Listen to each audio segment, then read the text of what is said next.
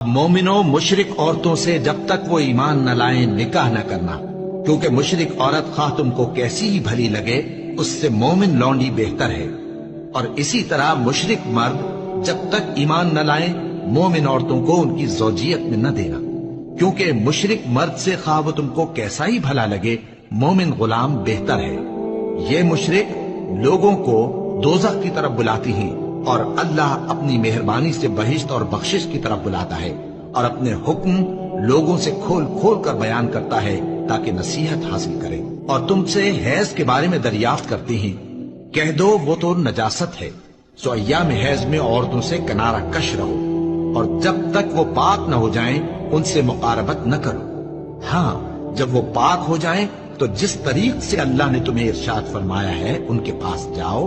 कुछ शक नहीं कि अल्लाह तौबा करने वालों और पाक साफ रहने वालों को दोस्त रखता है। तुम्हारी औरतें तुम्हारी खेती हैं, तो अपनी खेती में जिस तरह चाहो जाओ और अपने लिए नेक अमल आगे भेजो और अल्लाह से डरते रहो और जान रखो कि एक दिन तुम्हें उसके रूबरू हाजिर होना है।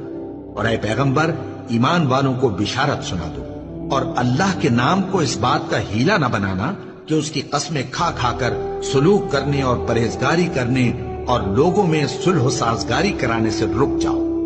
और अल्लाह सब कुछ सुनता है, जानता है। अल्लाह तुम्हारी लग़व कस्मों पर तुमसे मुआवजा नहीं करेगा, लेकिन जो कस्में तुम कसदे दिली से खाओगे उन पर मुआवजा करेगा। और अल्लाह बख्शने वाला है, बुर्दबार है।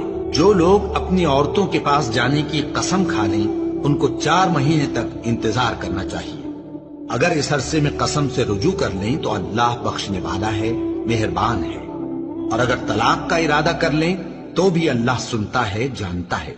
और तलाक वाली औरतें 3 हैज तक अपने तईं रोके रहें। और अगर वो अल्लाह और रोजे क़यामत पर ईमान रखती हैं तो उनको जायज नहीं कि अल्लाह ने जो कुछ उनके शिकम में पैदा किया है उसको छुपाएं।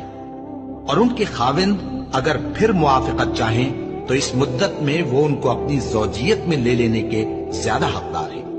और औरतों का हक मर्दों पर वैसा ही है जैसे दस्तूर के मुताबिक मर्दों का हक औरतों पर है।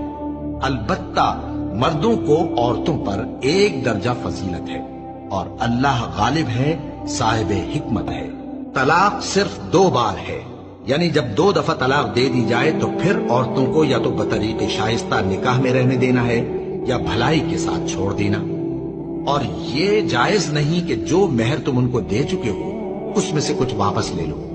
हाँ, अगर जनो शौहर को खौफ हो कि वो अल्लाह की हदों को कायम नहीं रख सकेंगे तो अगर औरत खाविंद के हाथ से रिहाई पाने के बदले में कुछ दे डाले तो दोनों पर कुछ गुनाह नहीं। ये अल्लाह की मुकर्रर की हुई हदें हैं, इनसे बाहर न निकलना।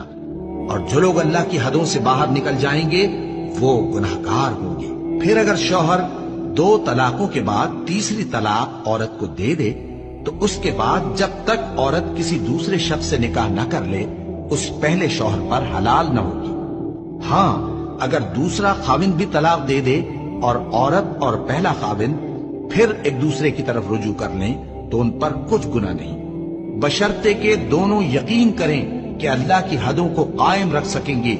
और ये अल्लाह की हदें हैं, इनको वो उन लोगों के लिए बयान फरमाता है जो इल्म रखते हैं। और जब तुम औरतों को 2 दफा तलाक दे चुको और उनकी इद्दत पूरी हो जाए तो उन्हें या तो हुस्न सुलूक से निकाह में रहने दो या बतरीक़े शाइस्ता रुखसत कर दो। और इस नीयत से उनको निकाह में न रहने देना चाहिए कि उन्हें तकलीफ दो और उन पर ज्यादती करो। और जो ऐसा करेगा वो अपना ही नुकसान करेगा।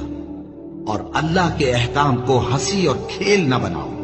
और अल्लाह ने तुमको जो नेमतें बख्शी हैं और तुम पर जो किताब और दानाई की बातें नाजिल की हैं जिनसे वो तुम्हें नसीहत फरमाता है उनको याद करो।